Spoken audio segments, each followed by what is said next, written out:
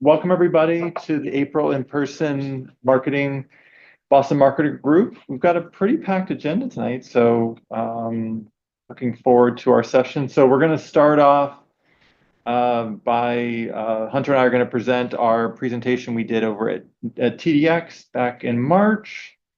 Then we've got Matt, who's going to be queued up to take us through some Automation Studio foundational solutions. We've got a guest, Henry Briggs from Validity, to go through the state of email. We've got a sneak peek by Michael Humphreys for a project management series coming in our next in-person meeting in May. We've got a readout of Trailblazer DX and the Education Summit, depending if we've got another person joining virtually on that. Hunter will be covering that. And then we've got some new designs for logos for the community that we'll go over as well. So welcome everybody. We'll get started, and let me share my screen. We'll start with the Trailblazer DX presentation.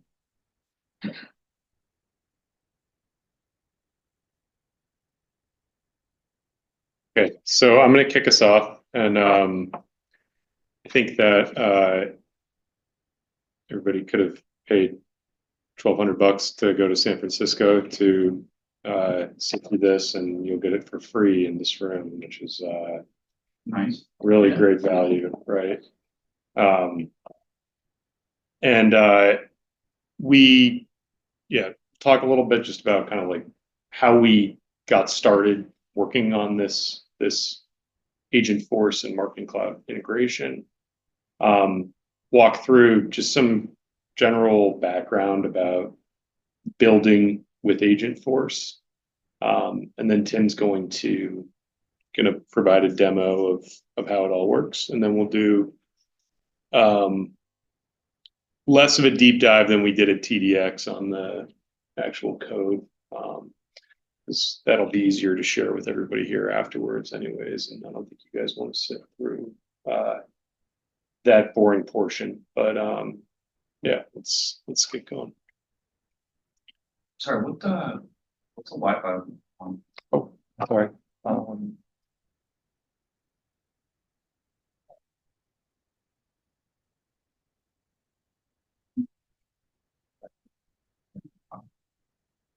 Yeah, I don't know. That's all right. Yeah, I'm sorry. No, sorry. All right.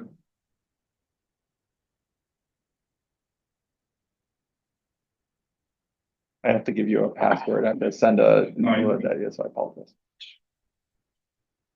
Thank you. Yeah, sorry. Yeah, I don't know why we don't have a just get No, Wi-Fi network in this office that we can let people access. It's just kind of crazy, but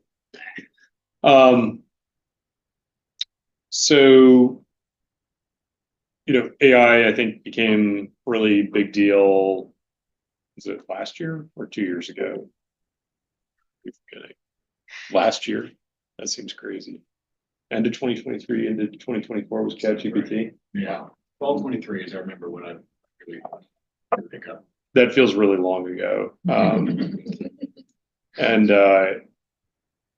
initially we just started trying to figure out, okay, how would you use ChatGPT in conjunction with Salesforce? We knew Salesforce would probably be releasing some features and functionality, but how do we just get our hands on this and start really getting into it?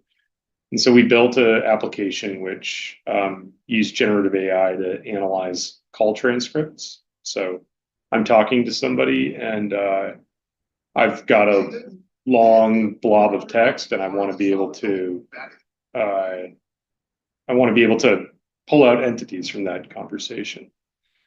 And so we built that just out of the box with Salesforce and ChatGPT.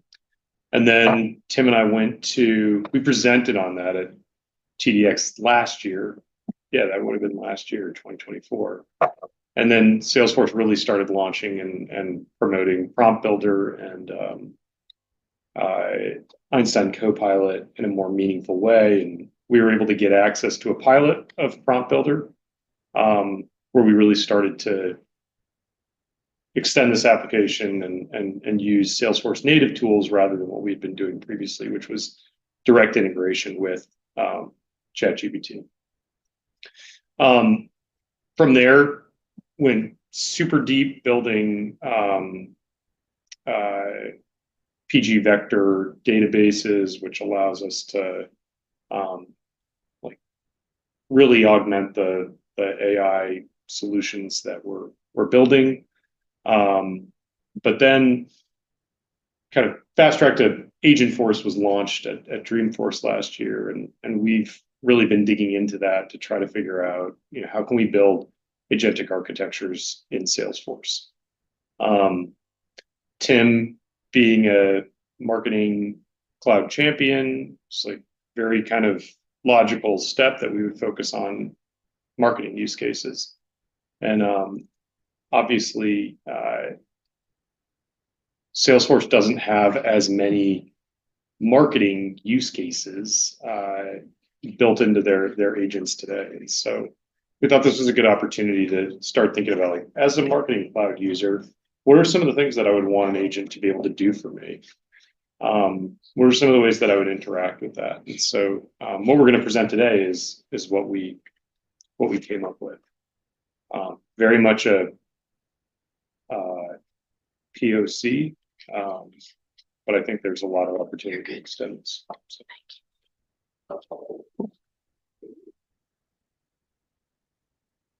So yeah, let's talk about, at the same time when Agentforce was launched, they came out with a new edition of Marketing Cloud Growth, Marketing Cloud Advanced.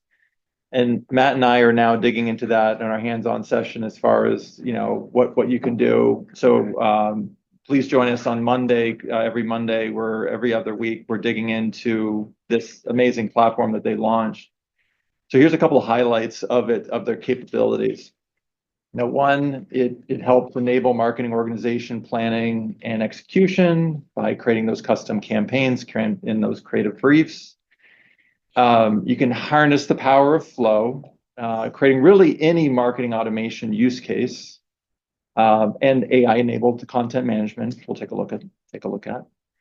Also, they have advanced segmentation tools, so you can unlock those new segments and fine-tune those targets with clicks, not code. So the cool thing is that you can access this agent anywhere within the platform. Just click on the agent icon at the top. And just with a couple of simple words like create a campaign for our new retirement planning kit, it starts creating you these assets. So it creates that campaign brief that identifies those key segments just based on those couple of those keywords, provides that key messaging. So that helps you with your marketing stakeholders. You don't have to create that brief. It automatically does that for you.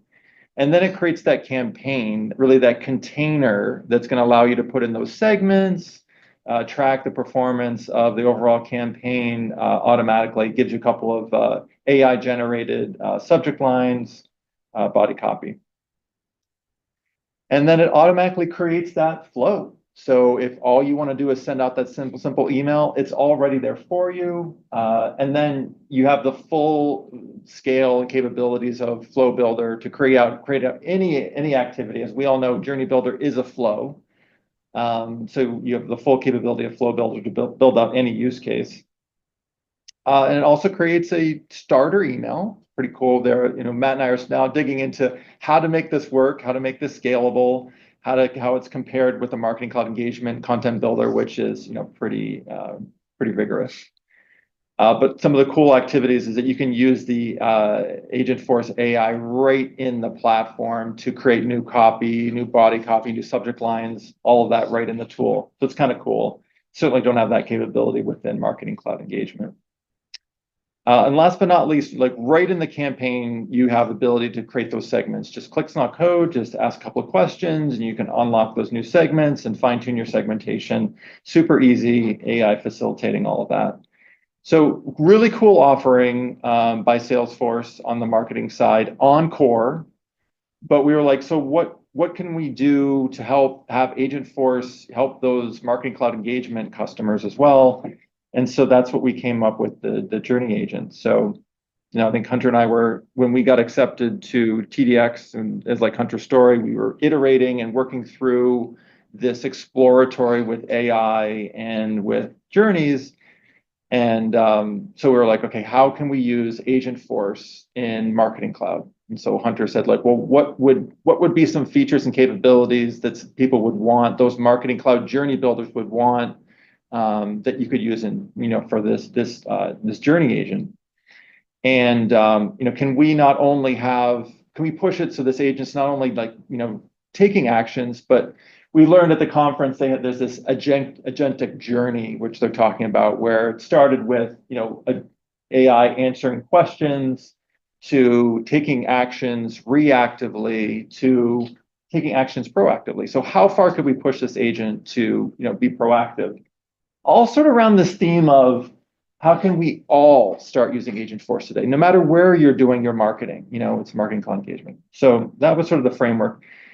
So we sat down and brainstormed and, started thinking about all those features and functionality that a journey builder might want. So whether it was content development, creating that one-to-one personalized content, marketing automation, personalized journey design, customer service, marketing ops, sales, just brain dump of all these different ideas to get them down the board. And then we did this analysis where we took all of those different points and put it on the scale of evaluating the impact from low to high to ease of implementation from easy to difficult.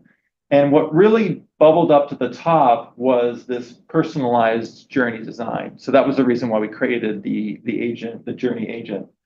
And then there were a couple other areas that we thought that were really relevant, which was advanced segmentation, one-to-one personalized content, and next best action. So that's what we framed as the journey agent, how this would all work. So let's go do a demo of how this would all work. So I'm in Sales Cloud, and I'm in a campaign. So part of this agent, it actually creates the campaign for you, but just because we don't want to sort of fast track it a little bit, we're just going to start from the campaign side. And all I do is click the little Agentforce icon at the top, and I'm going to type in find all contacts with a lifetime value greater than $1,000. So what the agent's doing, it's combing through our Salesforce environment, looking through all those contacts. It's deciding what lifetime value is. We've got a field in there that indicates it, but you don't have to be exact with it. And it's going through all of our contacts and pulling through all that data in the environment. So here's a list. Again, this is in our test environment, but here's a list of those contacts, right? So a little bit of a basic segmentation use case. And now we're just going to say add them to this campaign. So because we're in this campaign, it knows which campaign to add it to. And in the background, what it's doing, it's adding it to as a campaign member. It's filtering through all of those data points in those contact records to indicate personalization points that might be based on a persona, could be based on their intent, could be based on the medium that they need to be communicated on. It's pulling all this information and getting it ready for creating the journey itself. So the campaign members have been added, and now it just asks for a prompt, create a new journey for this campaign. You just click on that button, and now it's going into the Marketing Cloud environment, a bunch of different API calls to take those campaign members, create them into a data extension that feeds them into the journey. It creates all the different activities throughout the journey, which we'll take a look in a second. And so, yeah, the journey has been successfully created. So now we're going to hop over to Marketing Cloud. And, this is in the Salesforce platform, but it's a separate instance altogether. It's not really connected. And there's that journey that just got created, Confident Retirement Planning, 5:52 p.m. I'm going to click in on this journey. And, it's not just your basic journey with a single email send. We had this agent do a bunch of different things. We'll walk through pretty quickly. So obviously that first email send, it's creating that email. And the next thing we do, that proactive exercise, we're having the agents deciding to actually update the campaign members in the Salesforce environment. depending on where they are in the journey. So that the agent's saying, let me know where they are in the journey, and then I might take a reactive action based on that. So that's what that update campaign member is doing. There's also a decision split where we're breaking out different paths based on the engagement. Hi, come on in. So the agent's going to, determine which field's going to determine whether they've engaged or not. Based on that engagement, if they've not engaged with that first email, they may move them down to see that email again, or kick them out of the journey altogether. So not only creating a journey, but creating a complex journey with different decision points, feeding the data back and forth between the two environments, all based on the agent just typing in a couple of keywords, pulling in the data from your Salesforce CRM environment and personalizing in the Marketing Cloud side. So I'm going to pass it back over to Hunter to talk about how this all came together. Or any questions, first of all, on what we just demoed? Pretty cool. Yeah.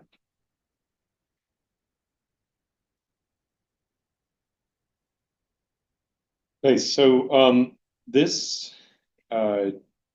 journey agent is utilizing the React architecture, which is built into Agentforce. And what that does, it's not React, the front end framework. It's an actual agentic architecture. It tells the agent that first it should reason on the information that it has, on the background that it has, and then it should select an action from the list of available actions. So if I just went into ChatGPT right now and I said, I want you to think about the previous information that I provided you, and then I want you to just come up with an action, it could come up with literally anything. What you get in Agentforce is a discrete list of actions that can be taken, which allows you to have more predictability over how an agent is going to respond to a scenario. So you can see, I was actually going to say go to the next page, but don't do that yet, Tim, because you can see what our agent is doing. It's thinking about its context, and then it's choosing an action. And you can see those are the various things that Tim just went through. So there's creating a Marketing Cloud journey, there's querying for records, there's adding context to a campaign.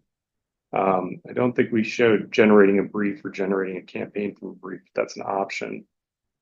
It selects the action, and then it's actually able to call that action. So this is another difference from a traditional LLM where like ChatGPT, unless you've added an add-on to it, it's not going to be able to do anything. It just returns text to you. Okay. So this is kind of how we laid out the design of this agent. We've got all the 5 categories on the left, or the 5 categories on the left there are the different actions that are available to our agent. Each of those actions has inputs. It has actual actions that it can take, and then it's got database changes that can be made. And then there's a response. So, when you start digging into Agentforce tutorials, they'll have you create an action, and that's just what each of these is. You'll define inputs, you'll define the actual database event that's going to happen, and then you'll define what the response parameters are. Next slide.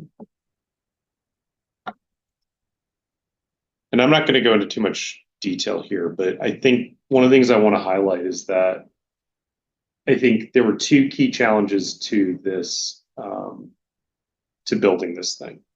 The first challenge was integrating with Marketing Cloud, because we did all of that completely from scratch, interrogating Marketing Cloud's APIs and building out all the different calls we needed to make in order to create a journey and then create the nodes within that journey.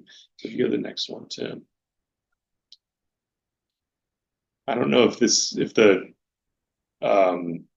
text is too small, but the bottom right there, you can see got an email campaign, you've got updated member status, wait a day, you have a decision split.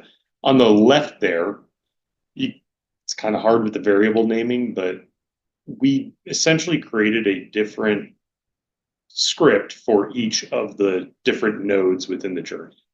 And so what it allows you to do is you can, not in this version of the agent, but longer term, you would be able to dynamically generate those nodes all from a Agentforce chatbot, which is kind of a time saver.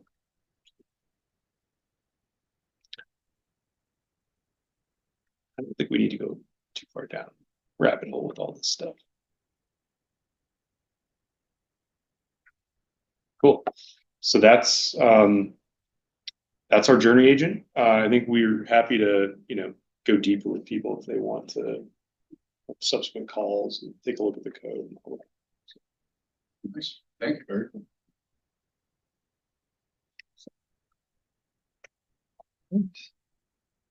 Next up in our agenda is Matt on Automation Studio Solutions. Great. Stop sharing.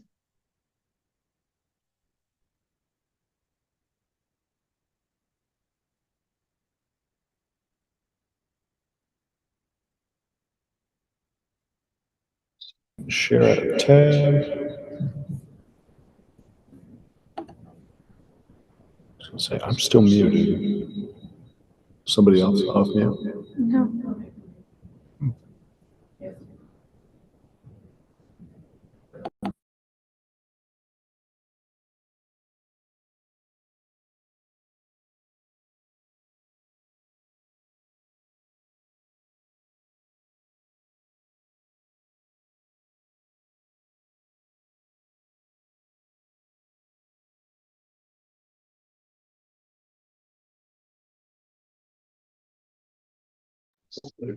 Thank you.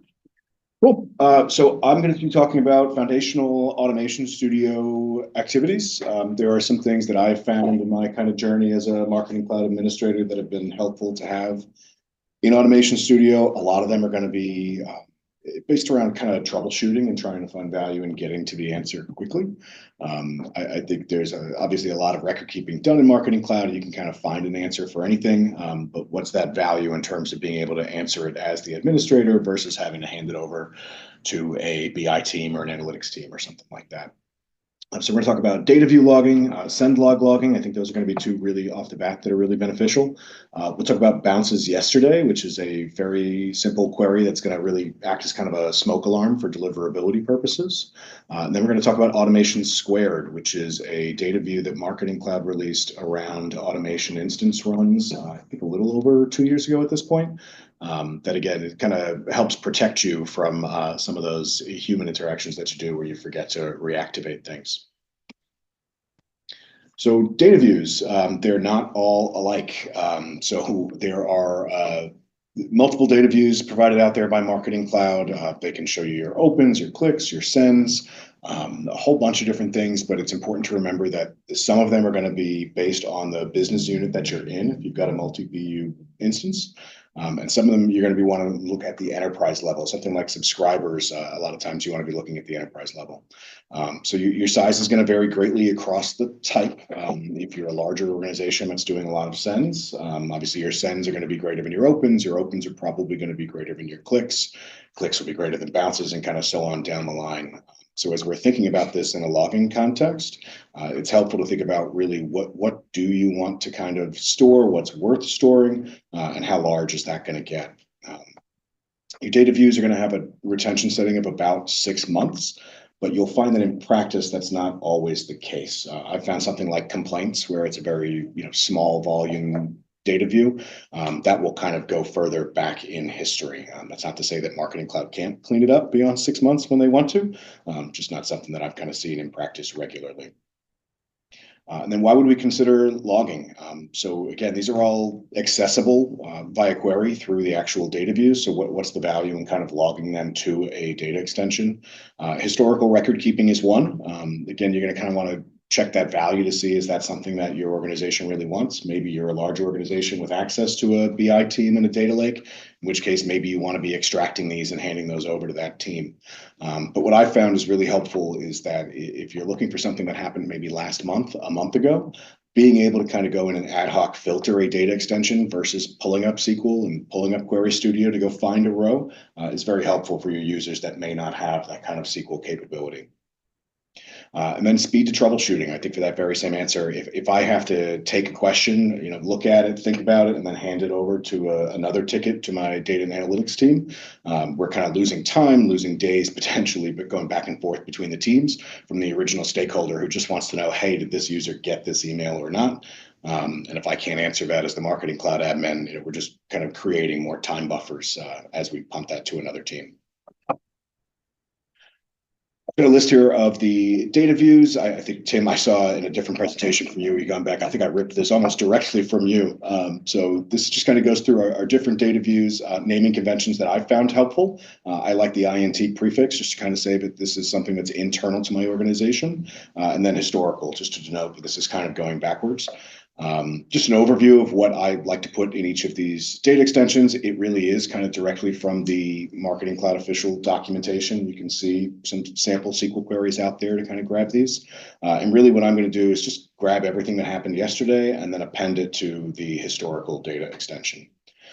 From there, I've got a list of what I find to be useful filtered DEs. Not all of these are things that I'm going to be jumping into often, but generally I'm going to be asked from stakeholders around sends, opens, bounces, and unsubscribes. If there's a complaint investigation or an unsubscribes, being able to filter on a subscriber key or an event date, if I know roughly when this email went out, is really helpful trying to figure out whether this person didn't get an email because they unsubscribed or are still getting emails despite claiming to have unsubscribed. So really, if you're looking for edge cases there, not needing to break out a SQL query to sort that out can be really helpful. Send log logging. So for those who don't have a send log, this is a kind of templatized data extension that you can create within Marketing Cloud. It is not out of the box, but you can create it. There's I don't think any requirements beyond the base platform to do so. What this is going to do is store information about the send at send time. So you kind of get that real-time context from the email as it's being deployed out of your Marketing Cloud instance. And the really great thing I like about the send log is that you can create custom fields in addition to what comes in the out-of-the-box template. So if you want to store the email address that this email is being deployed to, you can do that by using AMP script inside your email template. The recommended row-based retention is 10 days. I found that to be pretty helpful. I haven't found any reason to kind of change that up.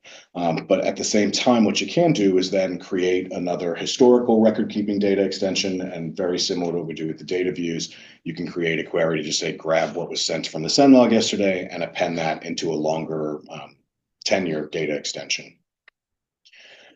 Things that I think are important about logging from the send log are going to be data points that aren't captured in your sent data view, like your email address. A lot of times, if we're trying to figure out something that's happens, from a subscriber complaint, we're going to query the subscriber data view. We'll query our sent data view, maybe our job data view, join them all together and try to recreate what happened. And there are some edge cases where that's just not really helpful. I had a financial services use case where someone was claiming to have received a password reset email from our organization who was not a member of the financial institution. So it raised a whole bunch of red flags from a fraud situation, right up front. So everybody's kind of, high pressure, of course. I think it was 4 o'clock on a Friday afternoon. And by looking at the send log, I was able to kind of validate that not only had I sent that email, but I knew exactly who I had sent it to, which wasn't the user who had received the email.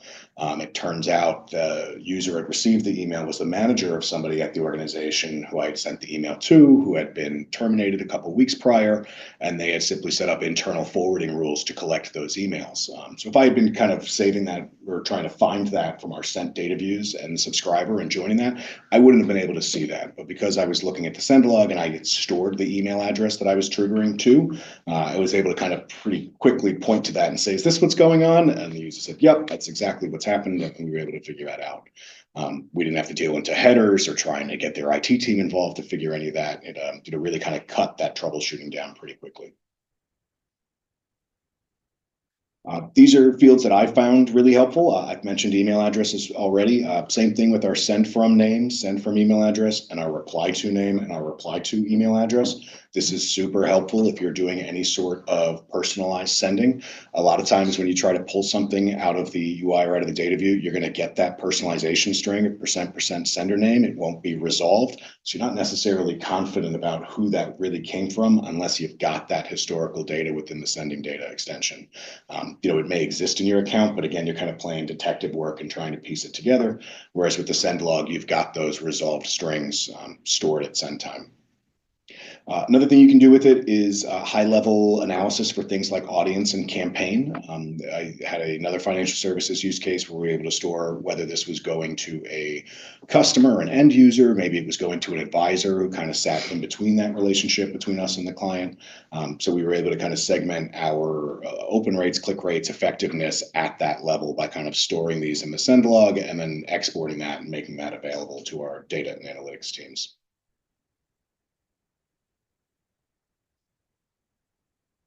So moving on to bounces yesterday, it's not really flashily very utilitarian. It's exactly what it sounds like. I'm going to store all bounce events from the prior day. I really like this because I can join it with my send log to get the email addresses that are bouncing. Very helpful for identifying domain level issues. We had a client, employer based, so we would send a newsletter generally to our different employer clients, all of their users, and all of a sudden we had a huge spike in bounces. They had changed their domain, hadn't set it up to forward it to the new domain, so everything bounced as soon as we hit it. As a small sender, I had 200 bounces from one domain in one day. Immediately, I was kind of panicking. But being able to look at that, again, that bounces yesterday data extension, you can kind of pretty quickly identify what's going on and reach out to the appropriate parties to get that taken care of before it snowballs into a larger potential deliverability issue. The other thing I love about it is that you can set up a verification activity. So if you're an automation studio, you should hopefully have a feel for roughly how many bounces you're going to see a day based on your sending patterns, your sending volume. Being able to create a second kind of fire alarm based on if I've got more than a certain percentage of bounces the prior day or more than a certain number of records the prior day. Again, just kind of that really easy way to set something up where I can have an automated email triggered when I've got more than 15 bounces the prior day saying, hey, this is higher than usual. You should go take a look at this first thing. Usually comes through right about when I'm pouring my morning coffee. It tells me that that's the first thing I got to look at today.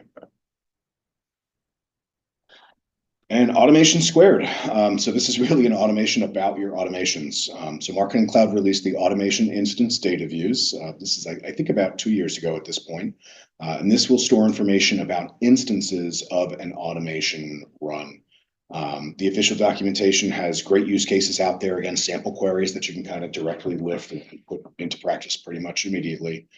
And also you can pair it with verification or email activities. I think same thing, if you've got multiple automations failing, or maybe they're running long, you can pair it with a verification activity to kind of notify you of that in real time without needing a lot of SQL involvement beyond that initial copy paste from the documentation. So you can get really complicated with these, that they absolutely can, kind of go down that rabbit hole, but it's really easy to kind of pick it up and find quick value, in my opinion, just using the use cases that Salesforce has out there. A couple things to note about it. They are in UTC time, not system time, which is already, I think, central standard regardless of where you are. So it's another thing to kind of think about as you're building your queries out and when you're running these.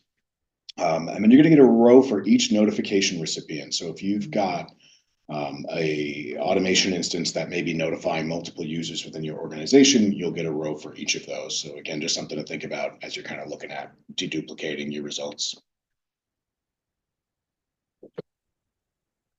And then we like to finish with 5 tips. So big thing, determine your timing and storage needs upfront. We had talked about, do I really want to store this in Marketing Cloud? There's absolutely a point of, diminishing returns. There's no reason to store, years of your email data within Marketing Cloud. So, think about what that balance is between what's effective for you as an administrator to kind of get to quickly versus what should be, offloaded via extract and put into cold storage. Subscriber key versus your recipient address. That's also huge to me. A lot of times you will have folks who are using multiple emails within your Marketing Cloud instance. They may be tied to different subscriber keys. They may be interchanging within an individual subscriber key. So again, I think send logging can be really helpful as you are thinking about, who did this particular instance of this communication go to? So really powerful. Verification activities, I find them to be cheap smoke alarms. I like using them with all of my automations wherever I can. Really easy way of just kind of identifying whether something is outside of the normal bounds. And if so, let's just put the brakes on for a minute. You can look at it. Maybe you had a product change and it shouldn't have gone. Great. You can kill it before anything goes out to your users. Maybe you just had a great day yesterday and you had more signups than you expected. Awesome. Let them flow. Monitoring bounces, we talked about that briefly, really key to preventing deliverability issues before they get out of hand. I'm sure you're going to talk about that a little bit later, Henry. But obviously, you staying on top of that. I think as a small team, you may not have a deliverability expert. That may fall to you as the marketing cloud administrator. So everything you can do to kind of make that a little bit easier on you, knowing how many balls you may have in the air, can be really helpful. And same thing with the automation squared, just a great second line of defense to those email notifications. Sometimes you'll have somebody pause an automation. They may not reactivate it. I was dealing with that earlier today. You can't blame anybody but yourself sometimes, but having that automation of your automations can tell you which automations, may not have run compared to usual. So you can build some really great safeguards there to make sure that you're really kind of understanding what's going on, what isn't going on, and is that normal? Every little bit you can do to kind of help yourself. And then I think last but not least, just some automation studio resources that are out there. Matus and Susanna, great resources on data views, official documentation. I think it's come a long way with SQL query use cases too. A lot of times all you need to do is just change those date parameters to match up to what you're looking for. Matus also has great information around the send log. So if you don't have one of those set up in your instance, highly recommend getting that going. And then automation instances, I think Greg Gifford, otherwise known as Gord Tonington, has a lot of awesome information out there on the automation instance data view. So highly recommend checking it out. Some of that information, I think, hasn't been updated recently. I think he identified a couple gaps that Marketing Cloud has since plugged. So definitely just keep that in mind as you kind of go through there, but get very thorough write-up out on his blog. Any questions about any of that? Cool. Matt, you've been involved in a bunch of different orgs. When you come into a new org, what's usually the first thing that you look as far as like when you're doing this assessment or you've got these tools and tips of how to set things up? What's the first thing? Where do you first go to see like, are they capturing what's their send log like, or how are they using queries for segmentation? Are they using data views and stuff like that? Where do you usually go first when you're looking at new environments and stuff?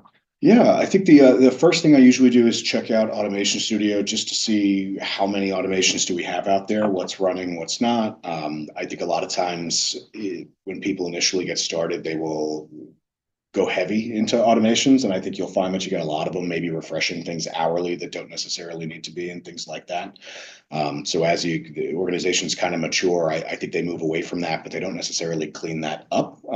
So that's a good place I like to go just to see exactly where the organization is and how much is out there. And from there, I think it's that data extension folder structure, right? So how mature are we in terms of our organization and content, and how are we storing that? And is it easy for me to see, for example, is there an administrative folder where I've got copies of my data views? And if not, that's probably one of the first things I'm going to set up. Knowing that we've got a 6-month retention setting in those data views, I like getting to that sooner rather than later because you can't go back and recapture that stuff that you lost. Right.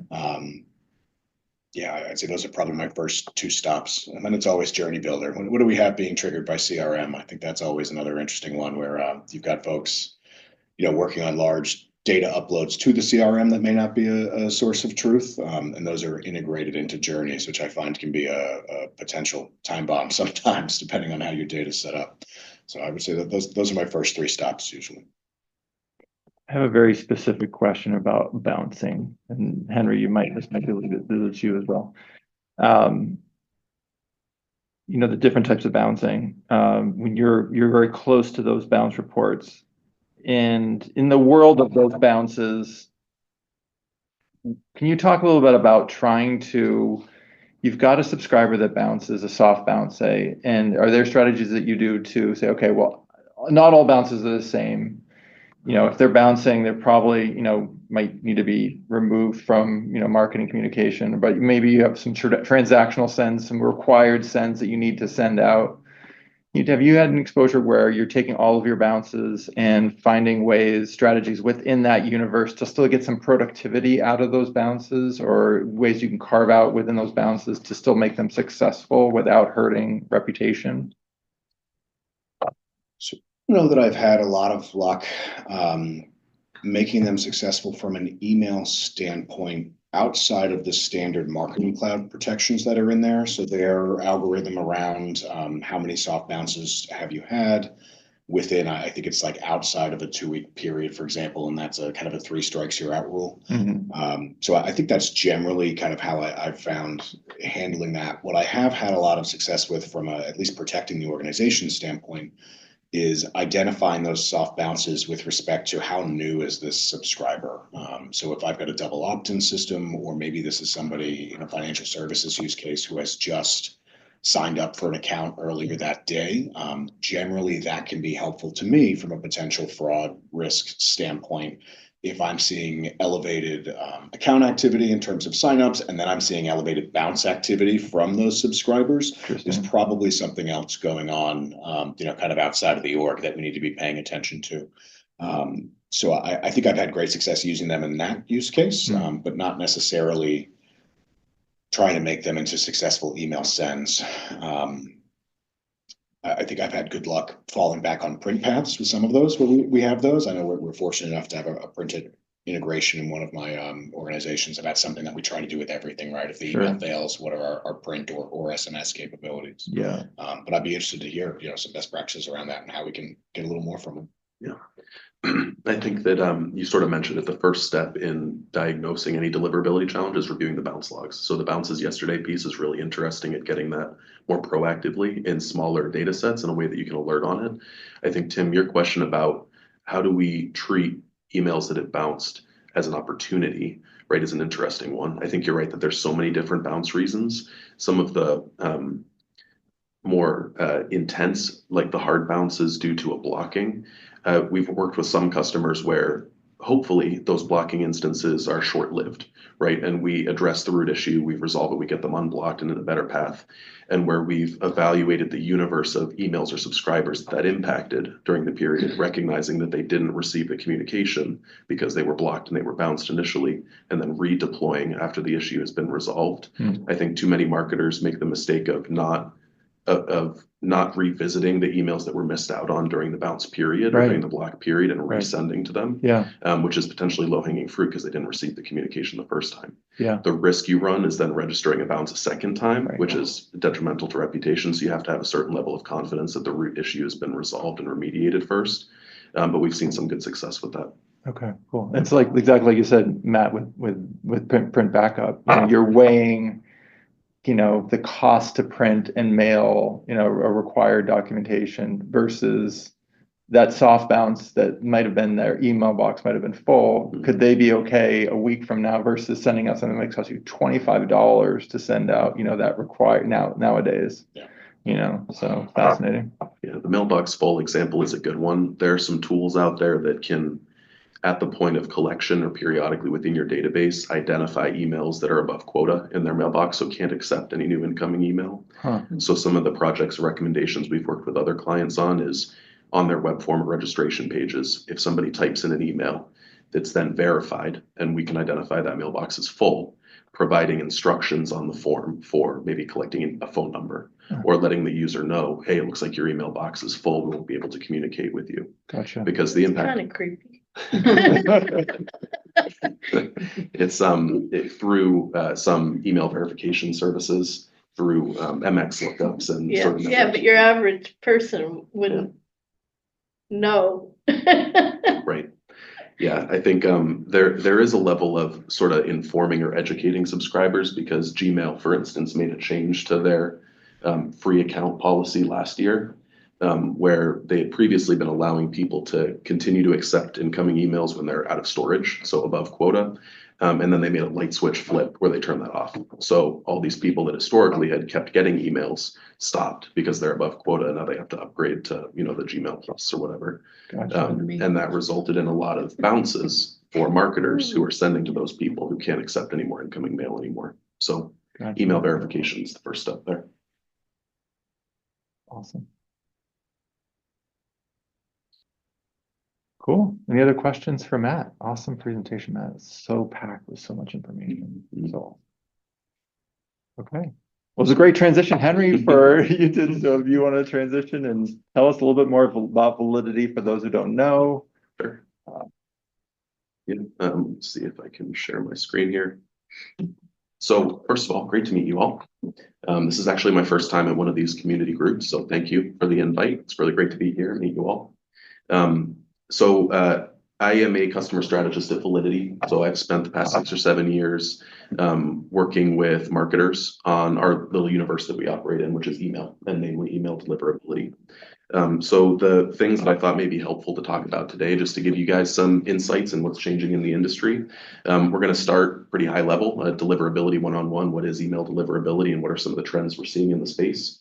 And then getting a little more tactical and in the weeds, wrapping up with 12 steps to sort of look around the corner at some of the changes that are happening in the industry so that you can be proactive instead of reactive and playing catch up. Believe it or not, email has been around for over 50 years now, 54, I think to be exact.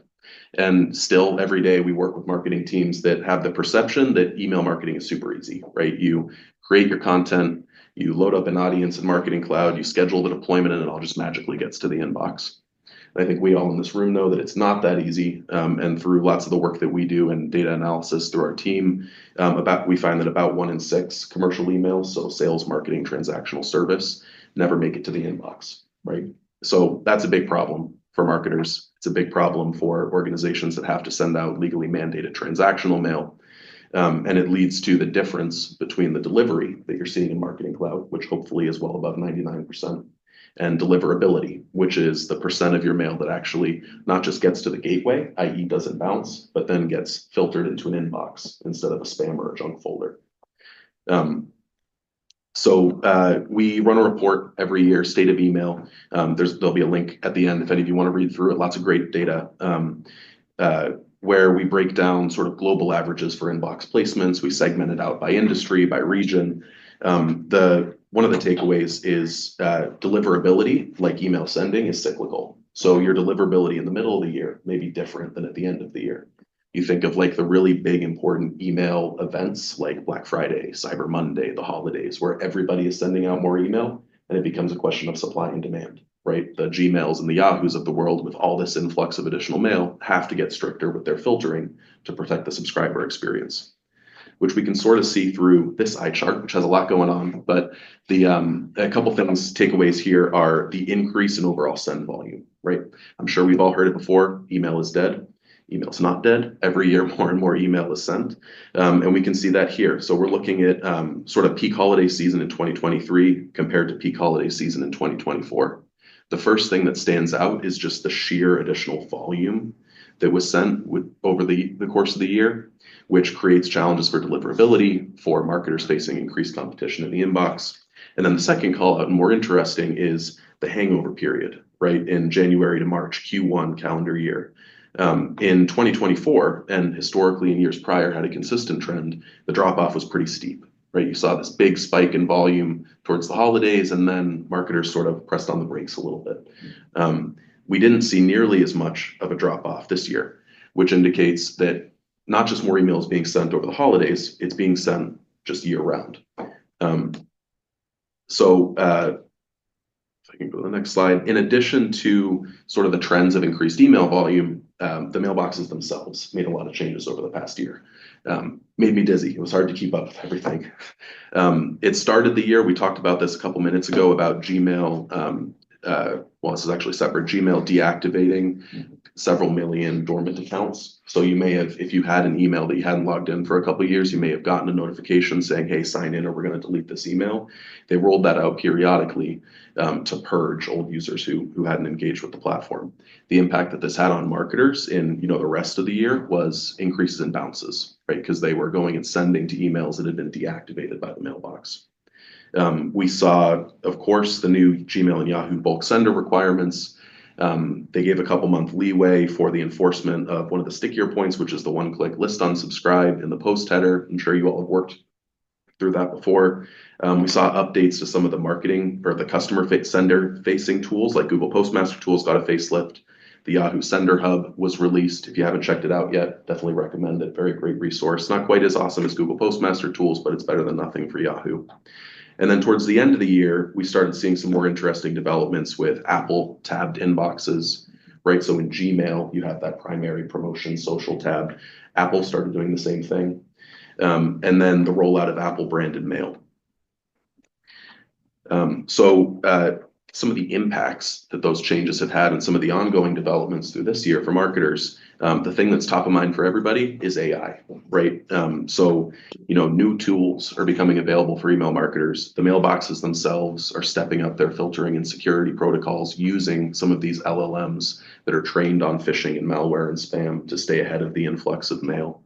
You may see AI-generated email summaries, and in Gmail in particular, AI-generated annotations, right? So for lots of the customers that we work with, this is a big deal, right? Because as a marketer, the way that your email is presented through something like a pre-header text or the first couple of sentences of the email, there's a lot of strategy that goes into that. And through this AI-generated sort of summary and annotations, lots of the marketers that we work with feel like it's no longer in their control, right? It's an AI algorithm that's reading through the content, making and surfacing the summary to their consumer, which leads to reduced engagement and increased spam complaint activity. We've also seen some examples where the annotations sometimes highlight unwanted content, so expired offers or links that lead to a dead domain or a dead landing page now. Again, negative impacts on engagement. And the important thing to keep in mind is that it's not just us as senders that are leveraging AI, and it's not just the mailboxes that are leveraging AI. The bad actors or the spammers are also using AI to much more rapidly and at scale generate email content that looks legitimate. So the way that this impacts consumers is it starts to deteriorate trust, right? Because as they see more of these emails that look legitimate, but then they click into it and they can tell something's a little bit fishy, their willingness or receptiveness or eagerness to go and click on another potentially legitimate email, there's an extra layer of skepticism there. So with all that's going on, a couple of tactical tips, right, of things that we recommend. Some of these are pretty in the weeds. The first is DMARC, right? As part of the Yahoo Gmail sender requirements, they made it mandatory for bulk senders to have a DMARC policy in place. They started with the lowest level baseline, which is a policy of P equals none, which basically you need to have DMARC set up, but it doesn't do anything. Looking around the corner, we expect in the coming months and years for them to update this policy to require you to have at least quarantine or reject, which should be a good thing for email senders anyway, right? You want to be able to catch the unauthenticated mail and prevent it from making its way to your customer. But if we've learned anything from the changes in the past year, it pays to be proactive, right? So starting to make that business case internally, working with the IT team to get that policy updated before it becomes mandated, save you a little bit of headache down the line. Spam complaint rates, right? This has always been one of the most important KPIs in the world of email, and it's something that you may not have great visibility into through your native sending platform like Marketing Cloud. There are lots of great tools like Google Postmaster tools and the Yahoo Sender Hub that allow you to measure your complaint rate over time. We've always recommended keeping your complaint rates below 0.1%. Gmail and Yahoo put a hard cap of 0.3%, which is pretty generous, right? But keeping tabs on what your complaint rates are, and then cutting out some of the complaints through things like feedback loops, which allow you to identify when a subscriber marks your email as spam, right? And then suppress them from future sends automatically. Super important for keeping that rate down and keeping your deliverability up.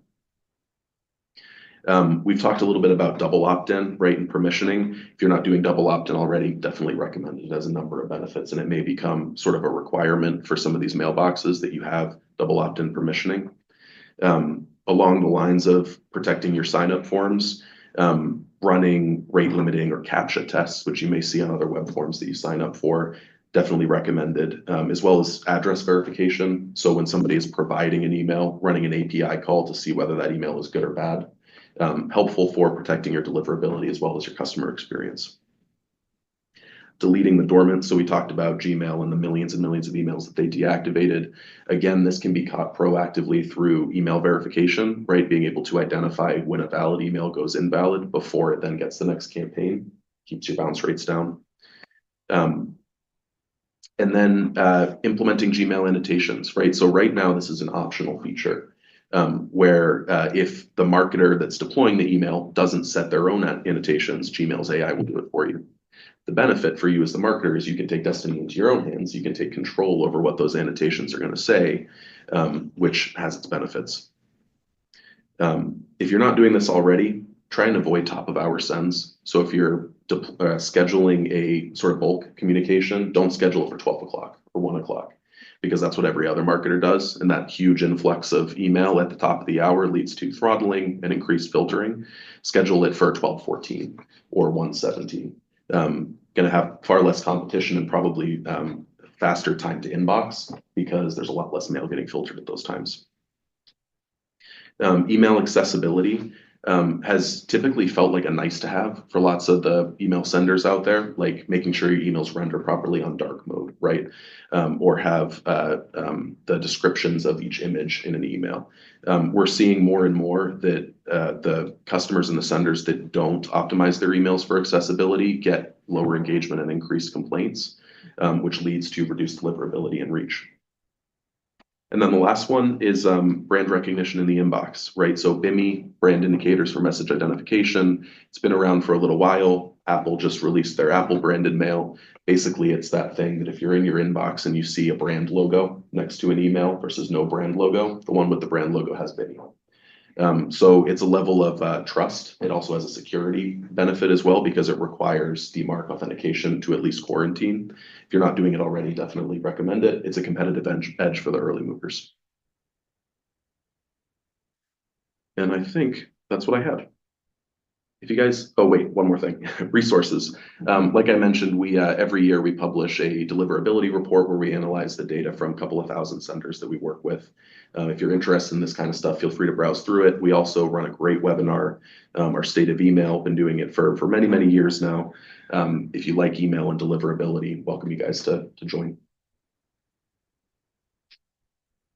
Henry, can you give us an overview of what, so there's some in the room that have validity, some that have used validity. Sure. Can you give us like a 5 minutes overview of the key parts of why we all should have validity? Before Sure. you do, could you Yeah. bring up that slide again so I can Oh, get sure. the links?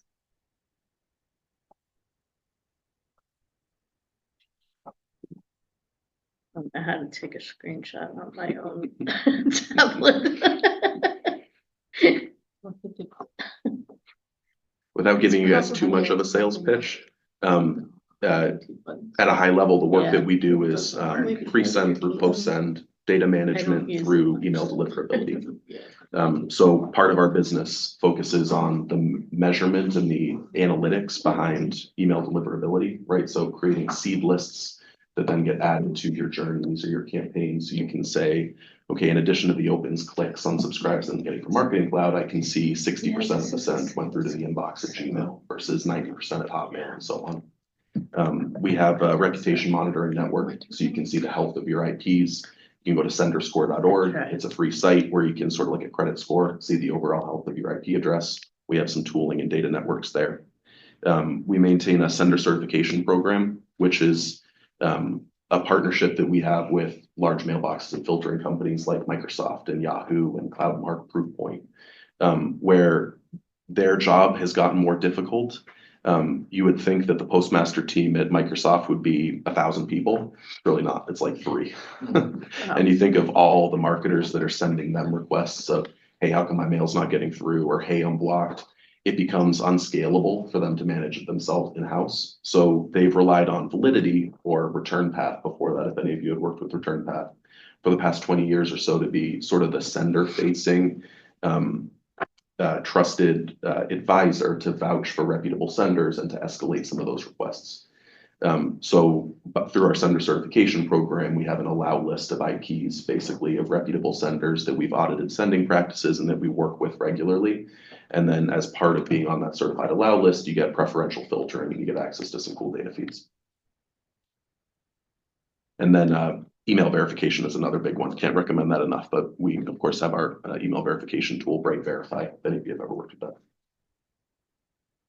For people that are coming on to Validity, what's usually the biggest value add when they, when they sign on with Validity that changes their email sending and everything that they do? Yeah, I think it depends on the persona or the group that we work with, and there's a couple different cohorts.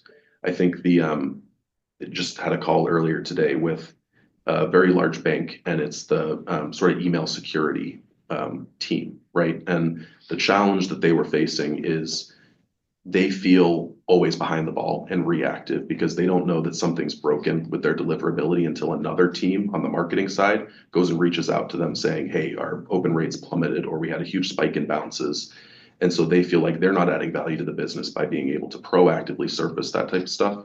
So the value out of the business case for that type of team would be by surfacing some of this data into deliverability or into reputation, creating alerting around it, being able to identify trends. We can put you in a spot where you're more proactive and you're going and finding issues before hearing about it from the marketers. And then on the marketing side, the business case is simple. It's just getting more emails to the inbox so that you can convert more, get more impressions, more revenue, that type of thing.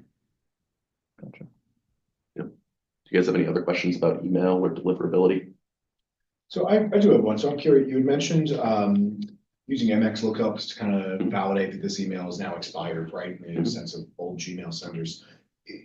Is there any way that you guys are in the loop, I guess, of things that are ongoing efforts like that? Like I know my Comcast inbox is about to be shut off. I haven't used that in years. I've never used it. So I'm just curious if there's any way that y'all are kind of aware of that in advance to allow us time to kind of email those subscribers and say, hey, as a warning, this is Gmail is going to do this or Comcast is going to do this. Update your email with us if that's not one that you use, things like that. Yeah, that's a great point. I think through some of the folks on our data team that have very close relations with the postmasters and the development teams at these mailboxes, often one of the value adds for the customers that we work with is sort of proactive notification of trends and things that are coming around the corner. Through some of the webinars and podcasts and stuff that we do that are more public facing for anybody to access, we do try our best to, give advance notice on upcoming trends and things that could be impactful. But yeah, for the case of, deactivating dormant accounts, I think we knew about that a couple months in advance, and we started recommending that customers go and, set up a process for verifying emails once that change happens so they can immediately identify those that got turned off or deactivated. But yeah, if you're interested in that stuff, I think we may have like a distribution list or a way to like send some of that industry news in real time as it bubbles up. So if any of you guys want access to that, just let me know. Cool, thank you. Yeah. Back on the slide about seasonality, I wasn't sure if I misinterpreted something, and that is with the holiday times. I wasn't sure if you were saying that that right around the holiday times, because of the volume, does that mean some emails aren't, like emails that I might want to get might not be coming to my inbox? Yep. Oh, I didn't know that.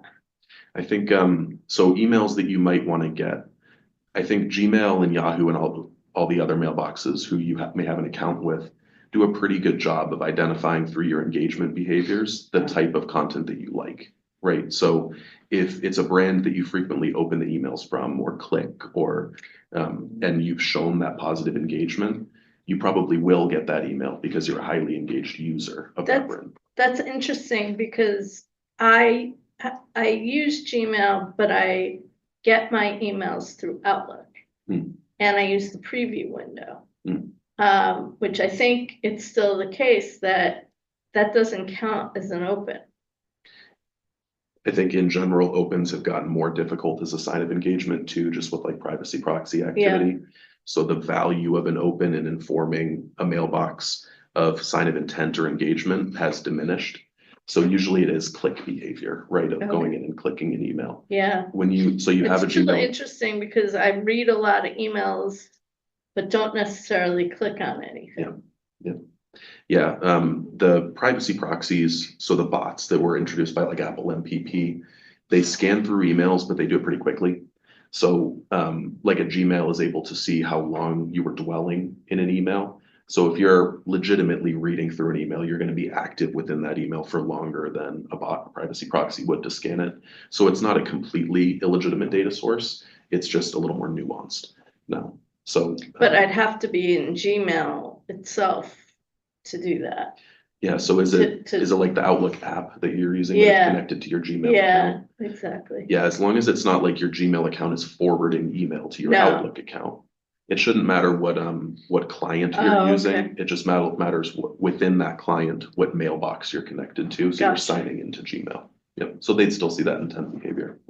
That's good. But circling back to your question, what it means is you may not see an impact to the type of emails you get if you're engaging with it. Yeah. But the people that aren't engaging with that brand probably won't get those marketing emails because they Right. get filtered to spam because the demand is so high. But But supply is so high. once the demand lessens, Mhm. an unengaged person would start getting marketing emails again, right? Yeah, I think it's, and that's sort of, the difference in the post-holiday between 2024 and 2025. That's why that trend is concerning for marketers, is because it means that your unengaged audience throughout the rest of the year may be slightly less able to receive your communications. Right, because there's so much more supply out in the ecosystem that the filtering gets stricter, and when the filtering gets stricter, the unengaged user is the first Right, one that, right. that's where the cuts happen. It's also a benefit of why like a double opt-in is useful, because at the point of highest intent, when somebody's signing up for your email program, they get that confirmation and they click something. That's a sign of intent immediately that then boosts your deliverability going forward. Sorry, I don't want to take up too much time. Hopefully this is helpful. Thank you, Henry. That was fantastic. We're hoping to have Henry come back and be a regular contributor to these sessions, just because the topic is so, so important. So I really appreciate that. Thank you. All right. And let me share my screen. Our next topic is a sneak peek into our next session in May, where Michael Humphreys is going to be going through a project management workshop, so giving us a sneak peek on what's to come. Sure. What I do when I don't come to user group meetings is I'm a PM project leader at Harvard, and so I'm engaged with lots of projects that span both Salesforce and all other areas. But what we have here is, we say this is project management that actually works. And, so the session that we're going to talk about is project management in the Salesforce context. And that's whether you're rolling out a new CRM, a new org, whether you're doing a major marketing cloud implementation or something like that, which I've been involved with. But if you look at the data and you look at success factors, it's not the things that you typically think of that drive project success. Most people think it's schedules, risk, the technical, but it's actually all the people factors. And so this session is going to talk about how to think about projects through making sure you've got a strong vision, communications, managing your stakeholders, and change management. So I'll bring in some frameworks to talk about that. Hopefully we'll have some good stories and ideas to share. This is not, I don't have all the answers, but I learned as much from these as other people. So my hope is that we'll have a great conversation about it. But this is based upon a curriculum that I teach project managers within the university. And so we'll have some fun, and I hope that you all can attend, and certainly hope that I expect that you all will at least walk away with some frameworks that you can use to help you as you're dealing with the larger projects that you're engaged with. Looking forward to that, Mike. That's gonna be fantastic. It's next month, you said? Yes, it is. Okay, we have a couple more slides, we'll wrap up. We attended Trailblazer DX, and Hunter, I don't know if you wanted to talk a little bit about thoughts about what your takeaways from the conference, big picture. Yeah, I think we got a lot of Agentforce at the conference. I think by the end of the week, Tim and I were ready to, even though we presented on the topic, we're still completely overwhelmed and tired of hearing about it. But definitely some good sessions as well. I really like this conference compared to Dreamforce, which is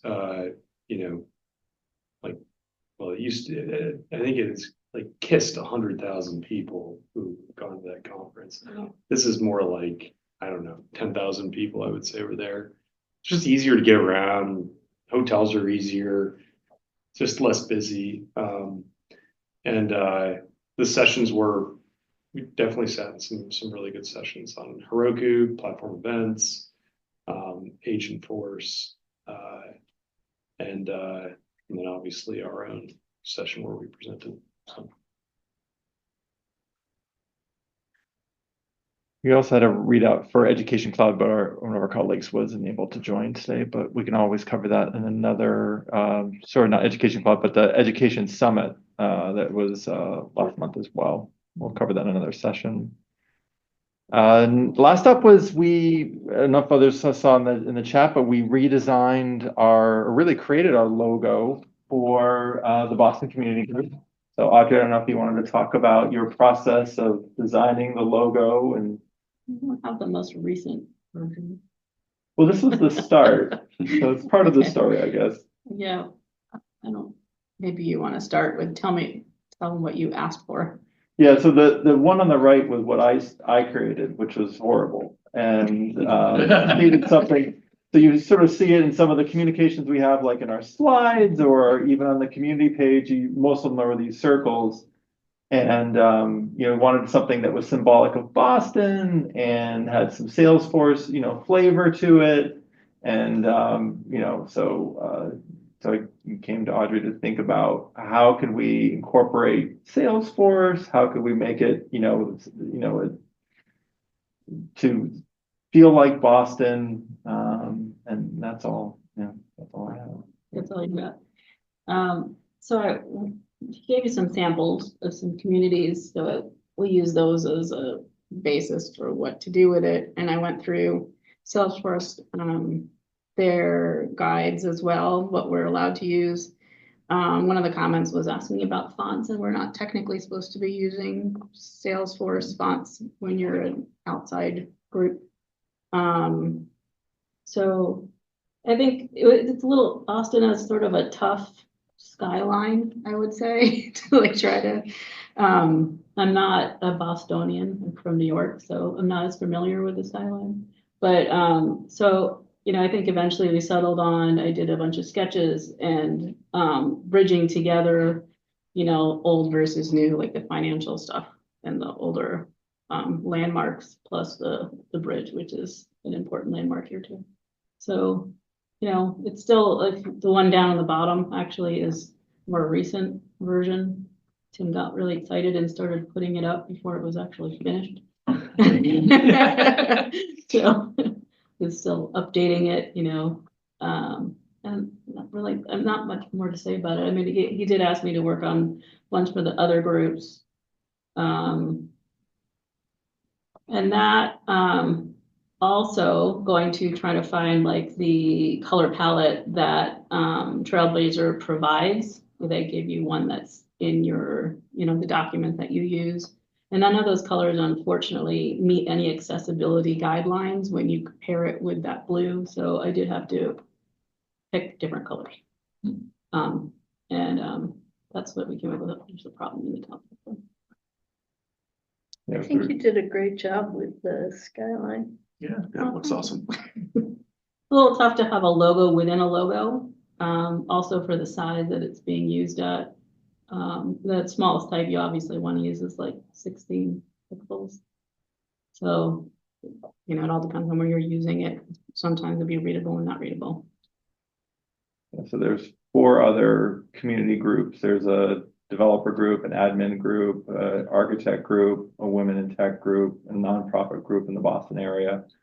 So, you know, part of my excitement was, hey, everybody, this is our logo. Does anyone, no one else had logos. So they're like, oh, how about, hey, we could design. So this is our, still in review, try to have everyone have consistent logos for all the different community groups in the Boston area.